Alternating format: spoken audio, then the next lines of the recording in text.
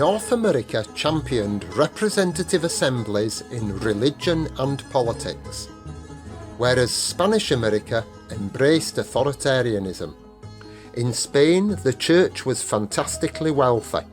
In Tarazona in 1695, the church owned 50% of all property and every large building, yet continued collecting tithes from the peasants. Talented young people gravitated towards the leviathans of wealth and power, the royal court and Catholic Church. In North America, talented young people moved into a dynamic merchant middle class.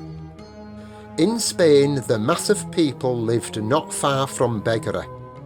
Two insatiable parasites lived off an apathetic peasantry whose folk hero was the picaro, a trickster who outwitted unjust despotism to obtain a good meal and money. The Inquisition was embraced by the people who would casually inform on one another, banned students studying abroad and banned the importation of books, keeping Spain 200 years behind enlightened Europe. Food riots were often quelled by the church parading the Blessed Sacrament. The biggest event of the year was the auto de fe, where victims were theatrically paraded and punished. In 1703, only 4 books were published in the whole of Spain.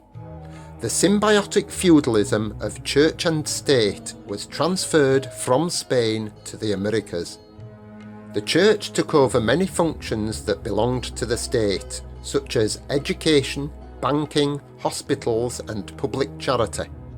The Inquisition became a reign of terror in America.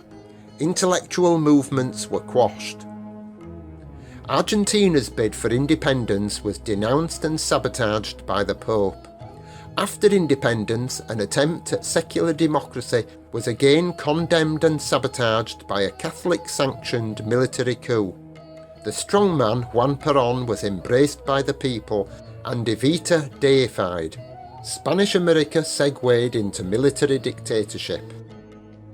Viscount Scudamore raised the red streak cider apple, turning Herefordshire into the orchard of England. He also started the Hereford breed of cattle, an occupation which would have been unthinkable for a Spanish noble, who considered engagement in agriculture and trade a disgrace. England's agricultural productivity rose 200% between 1500 and 1800, and it was this entrepreneurial enlightenment that was transferred to North America. Spain was the fanatic of Europe, and transferred to the Americas absolutism and the twin fanaticisms of rank and faith.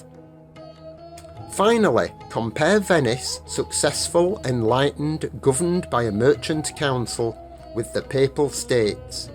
A first-rate university, first woman doctorate, first factory production line, innovative banking, bookkeeping and insurance, vibrant and entrepreneurial, similar to North America. The Papal States, feudal, backwards, opposed to change, no railway, no telegraph, censored education, political prisoners tried by a military commission, and no university. A backwards, despotic failure, similar to Spanish America.